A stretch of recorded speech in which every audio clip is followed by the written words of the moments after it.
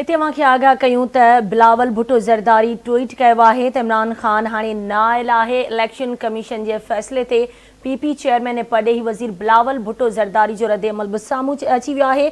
उन इहो ट्वीट कंदे चयो आहे त कूड़ ॻाल्हाईंदड़ शख़्स सॻ समेत पकड़िजी पियो आहे। इलेक्शन कमीशन इमरान ख़ान खे करप्ट प्रैक्टिस में ॾोहारी करार ॾिनो आहे।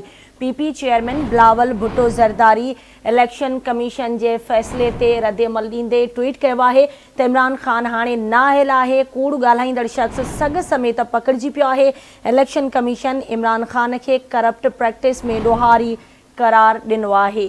हिकु भेरो ॿीहर अव्हांखे आगाह कयूं पिया। PP chairman Bilawal Bhutto Zardari tweet कयो आहे त इमरान ख़ान हाणे नाअहल आहे। कूड़ ॻाल्हाईंदड़ शख़्स सॻ समेत पकड़िजी पियो आहे। इलेक्शन कमीशन इमरान ख़ान खे करप्ट प्रैक्टिस में ॾोहारी करार ॾिनो आहे। इमरान ख़ान हाणे नाअहल आहे।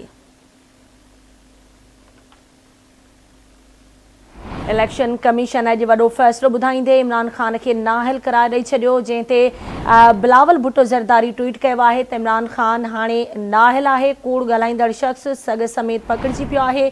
इलेक्शन कमीशन इमरान ख़ान खे करप्ट प्रैक्टिस में ॾोहारी करार ॾिनो आहे। इमरान ख़ान हाणे नाअहल आहे।